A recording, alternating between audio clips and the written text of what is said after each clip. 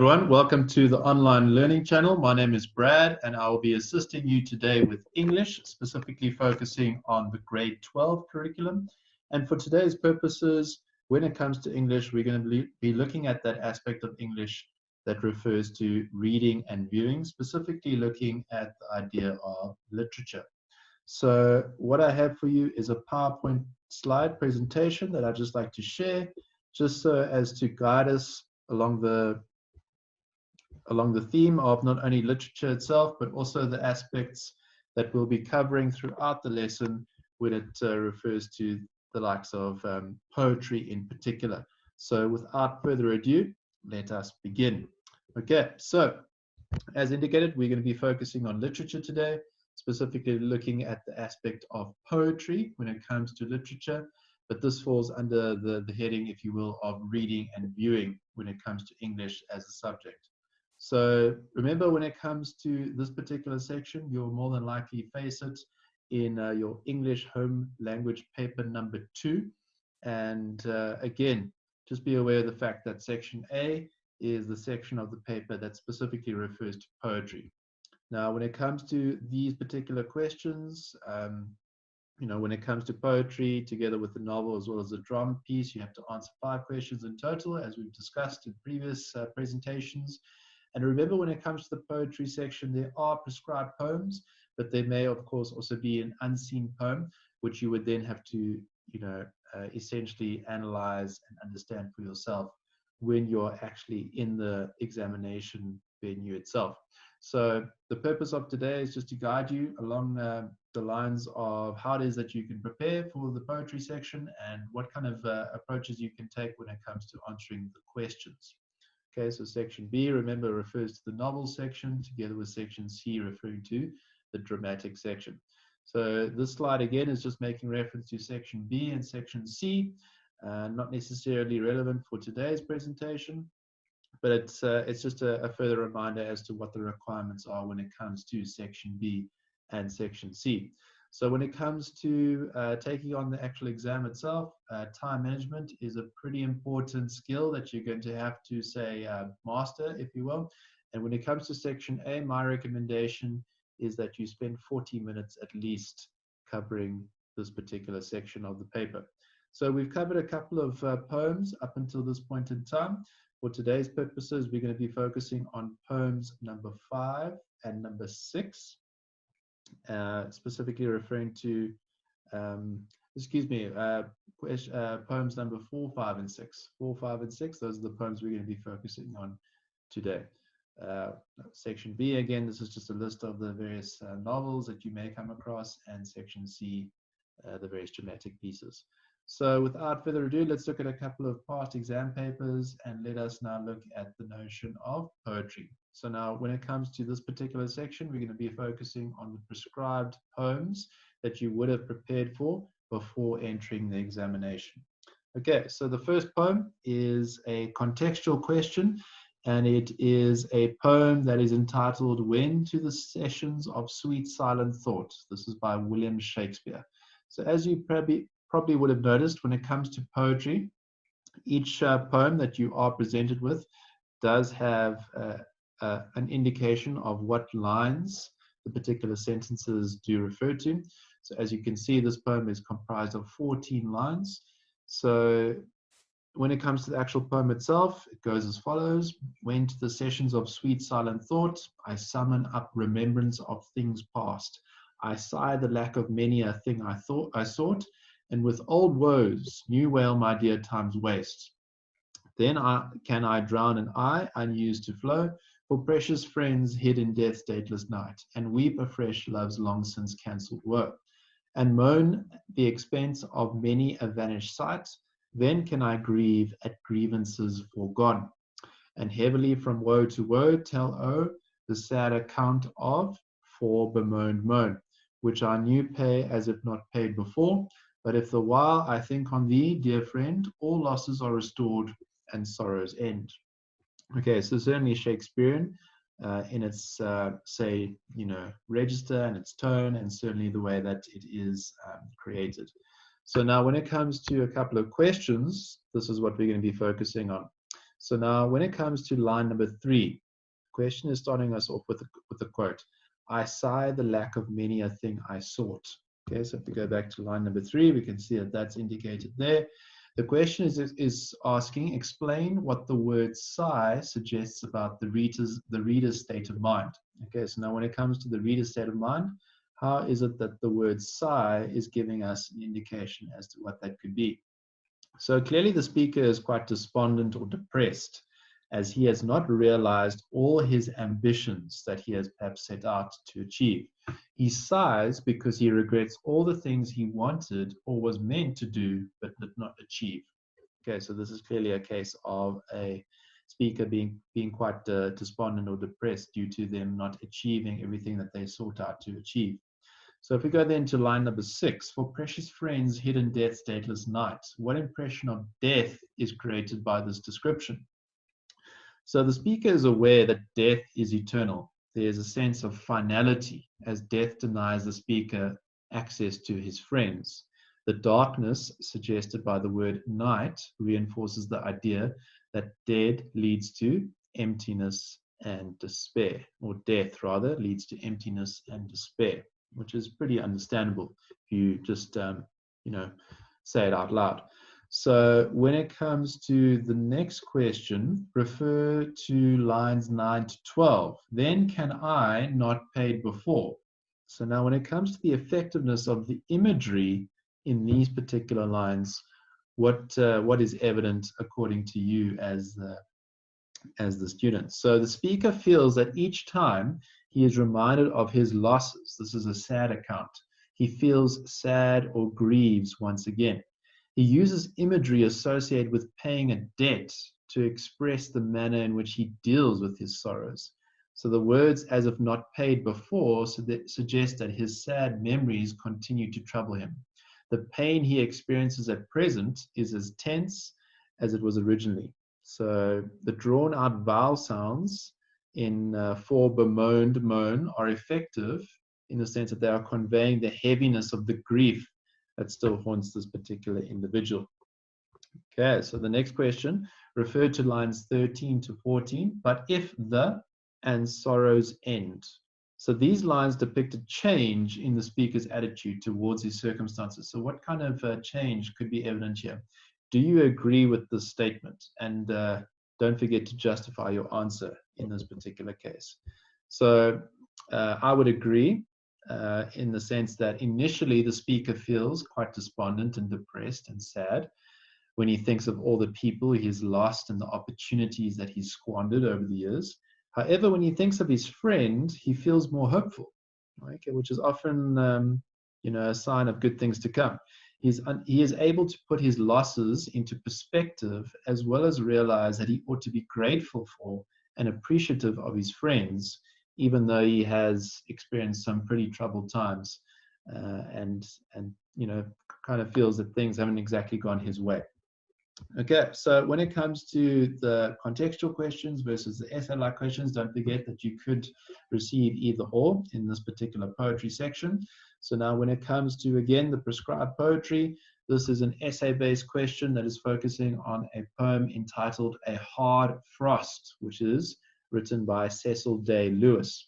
Okay, so now when it comes to this particular poem, again, you can see that each line is indicated by a number. Again, it's just a technique that poets make use of just to, allow us as the viewer the ability to kind of make a reference point. Okay, so a frost came in the night and stole my world and left this changeling for it, a precocious image of spring, too brilliant to be true.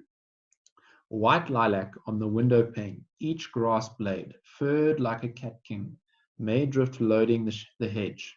The elms behind the house are elms no longer, but blossomers in crystal, stems of the mist that hangs yet in the valley below, amorphous as the blind tissue whence creation formed. The sun looks out, and the fields blaze with diamonds. Mockery spring to lend this bridal gear for a few hours to a raw country maid, then leave her all disconsolate with old fairings of aconite and snowdrop.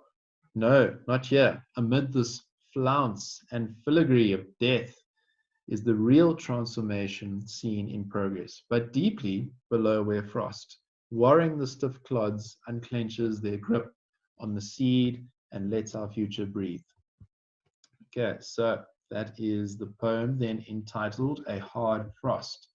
So now when it comes to the actual poem itself, it describes how frost plays a pretty important role in the transformation of the landscape. It's clearly a change in season that's being, reinforced here, and the imagery that we are now typically experiencing in terms of just understanding the dynamics surrounding the poem, clearly a change in season. So now the question is asking you to pay close attention and close reference to the diction, the imagery, and the tone when it comes to critically discussing the statement. So your job is then essentially to critically discuss the validity of the statement above by making mention or making the examiner aware of the fact that you have looked into the aspects such as diction, imagery, and tone. So the response should be a well formed and well constructed essay of 250 to 300 words. So the examiner is giving you a bit of guidance here as to how long your poem should be. Okay, so now when it comes to discussing the validity of the statement, the appearance of the landscape is altered by the arrival of the frost. The word changeling suggests that a secret magical exchange has apparently occurred overnight. Stole, in inverted commas, conveys the speaker's surprise when he views the unexpected transformation. So it's as if, yes, this is an instant that has been experienced by a particular individual, but it's almost been experienced by chance, and it's almost an experience that has taken the individual by surprise. So the patterns created by the frost are compared to spring flowers. This gives the false illusion that spring has arrived, because of all the seasons, perhaps spring is the most, say, noticeable due to the fact that the cold winter season has almost now passed and a new life has essentially sprung. The frost glistens like diamonds and crystal in the sun. But this brilliance will not last, as the dreariness of the winter will soon return. This is simply a temporary transformation of the landscape. The reference to mockery spring reinforces the superficiality of the scene by suggesting the deceptiveness of the frost. Okay, so it's almost as if the frost has been now given a kind of persona where they are now trying to deceive the other so-called seasons. The white frost coating the countryside is compared to a raw country maid, in inverted commas, wearing a beautiful bridal outfit. The rural environment temporarily exhibits a beautiful, refined appearance, but once the frost has melted, the winter scene will once again be revealed. So the superficiality, or the bridal gear, if you will return to the reality of average-looking or old fairings. So it's almost as if the viewer is enticed to have this image of change and new life, but again, unfortunately, is brought back down to earth and made aware of the actual realities that are evident. Okay, so going on to the next question then, with regards to the essay, or rather the next points that one could make, rather, when it comes to the essay. So the current landscape is one of flounce and filigree. It is overly ornamented. Once the frost melts, it will then prove to have been unnatural and overdone, almost an excessive approach taken. While the surface appears fairy-like, the real transformation is happening below the surface. Although the frost seems to have a frozen hold over the clods of earth, its grasp is slowly being released, and the seeds of the true flowers will then be set free. The personification, important point to make here, the personification effectively conveys the grip that the frost has over the soil. It is like a clenched fist, which is slowly but surely opening. So this frost has essentially produced an image of the beauty of a spring morning. However, the beauty of the real transformation is in progress deep below. Okay, so behind the scenes, if you will, not above the surface, on a surface level. The advent of spring is already underway, even though it is still winter. So it's still a fair amount of way away, but it's still giving us the impression that the process is underway. So once spring arrives, it will then result in a permanent transformation of the landscape itself. So initially, the speaker's tone is one of admiration and amazement because the scene he views is so surprising. We've said this before. It's almost as if he's been taken by surprise. However, his tone might be disapproving when he describes the temporary nature of the bridal gear and the frost as mocking people with the illusion of spring's arrival. So what can be considered the truth versus what can be perceived as false illusions. He then, in a kind of condescending manner, refers to the filigree and flounce of the scene. So it's almost as if it's fake. Finally, the speaker's tone reveals his awe of and respect for the power of nature and spring in the last 3 lines of the poem. Okay, so if we just go back to the last 3 lines of the poem, we can see that he's making mention of the fact that he is in awe of the power of nature and the beauty of nature, even though these circumstances have presented themselves. Okay, so that's essentially it when it comes to the essay question in response to A Hard Frost by Cecil Day Lewis. Right, so moving on then to the next question. And once again, we find ourselves taking on a contextual-like question. This is a poem that is entitled An African Elegy, which is by Ben Okri. Okay, so we can see that this is a pretty extensive poem, a lot longer than the poems we've previously covered. But again, it does, of course, have a pretty similar structure in the sense that the lines are indicated by numbers. And of course, it is, relaying a particular story or a particular series of events for our own interpretation. So let us then go through the poem. So we are the miracles that God made to taste the bitter fruit of time. We are precious, and one day our suffering will return into the wonders of the earth. There are things that burn me now, which turn golden when I'm happy. Do you see the mystery of our pain, that we bear poverty and are able to sing and dream sweet things, and that we never curse the air when it is warm, or the fruit when it tastes so good, or the lights that bound gently on the waters. We bless things in our pain. We bless them in silence. That is why our music is so sweet. It makes the air remember. There are secret miracles at work here that only time will bring forth. I too have heard the dead singing, and they tell me that life is good, and this life, rather, is good. They tell me to live it gently, with fire, and always with hope. There is wonder here, and there is surprise in everything the unseen moves. The ocean is full of songs. The sky is not an enemy. Destiny is our friend. Okay, so clearly making reference to a typical African-like environment where, the kind of conditions that present themselves in this particular context are making mention of the scenes that this person is experiencing. Okay, so when it comes to the actual questions in this particular piece, this particular contextual question, the first question is asking us to refer to line number 3. We are precious. Okay, so now when it comes to the word precious, and when it comes to us accounting for the use of the word precious in the context of the first stanza, how exactly is this being utilized? So now, when it comes to the word precious, the word conveys essentially how valuable, special, and unique the African people are.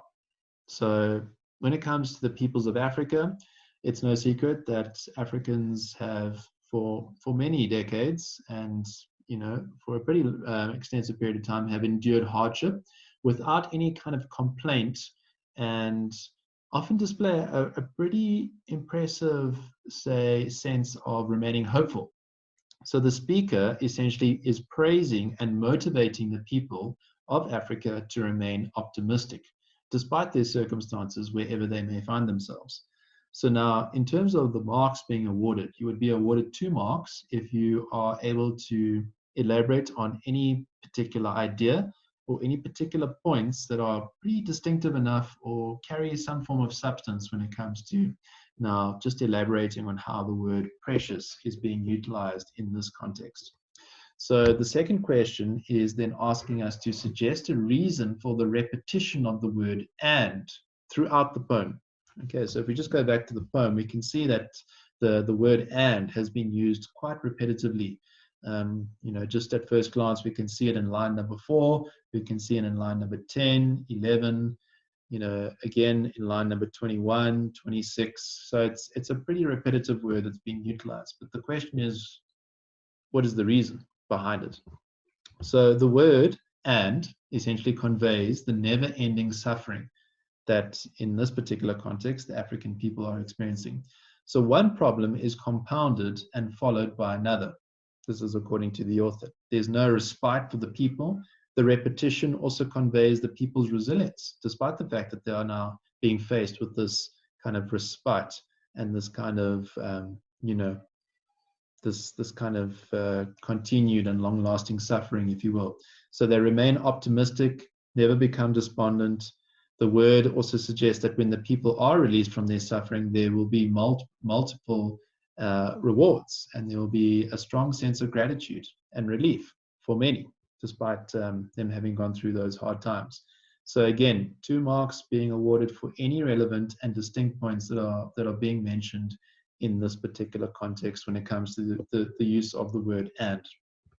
Okay, so question number 3, if we refer to lines number 13, all the lights that bounce gently on the waters. Okay, so all the lights that bounce gently on the waters. So now when it comes to discussing the effectiveness of this image in the context of the poem, what would we be able to say? So the lights and gentleness of the image convey the people's sense of hope, optimism, and forgiveness. So in spite of their hardships, the people see and appreciate the beauty around them. They remain tolerant and are not bitter. They remain, they almost have a bounce-like approach to their lives, in the sense that, it's bringing about a sense of lightness.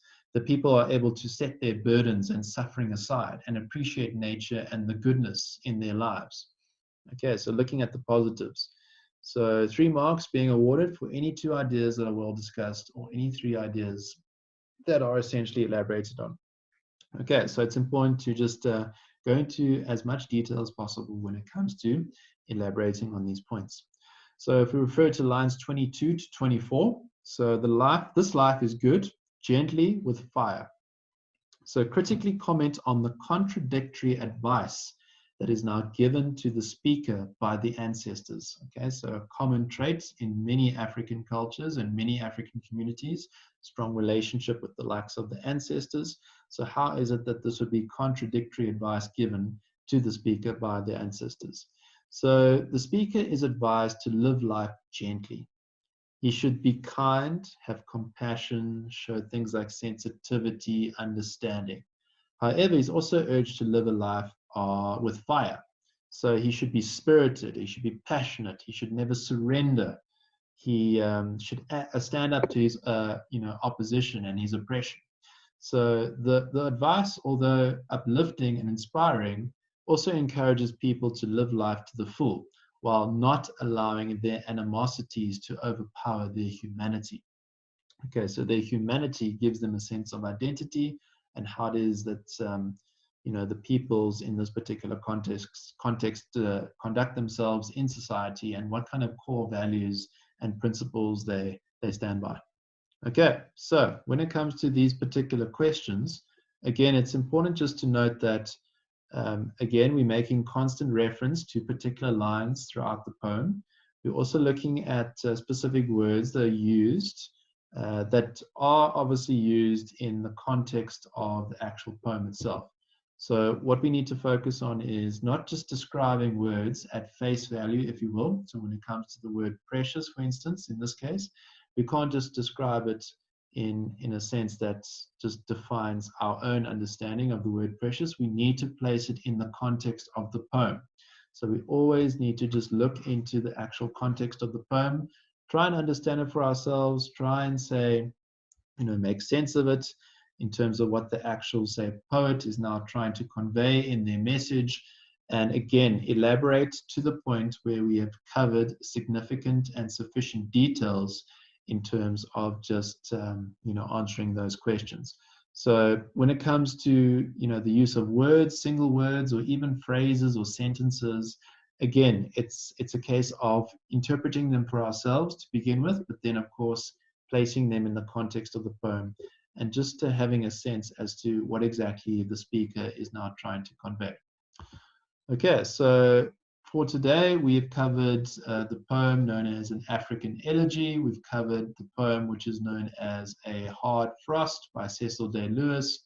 And then the first question that we covered was the likes of, let's just get it out, sorry, went to the Sessions of Sweet Silent Thought by William Shakespeare. So you would have noticed that each poem has almost taken on a separate identity, or has a particular tone or register, a particular diction, a particular tone to which the speaker has now utilized. So it's important to bear those in mind as well when it comes to answering the questions throughout the actual paper itself. Remember, you've only got 40 minutes to get through each and every question that you need to dedicate your energy to, and your attention and your concentration levels. So you need to time it in a way that is sustainable and is productive. It's important to be productive at the end of the day when it comes to taking on these poems. So thanks very much for tuning in today. I trust that you took something away from our discussions on the 3 poems concerned. Remember, 2 of the poems were contextual in nature, or the questions were contextual in nature, and the 1 poem was an essay-like question. Again, it's important to prepare beforehand when it comes to these poems. Just understand them in their entirety before you actually write the paper itself. It's a pretty straightforward process, in the sense that many of these poems you would have covered in class, so that the time that you are afforded to prepare for the exam, I would strongly suggest you make use of wisely, so as to tackle those questions as best you can and answer in a way that is most fitting. So thanks again for tuning in for today's lesson. We will see you next time, and this is the online learning channel, and my name is Brad, and we will see you next time. Thank you very much.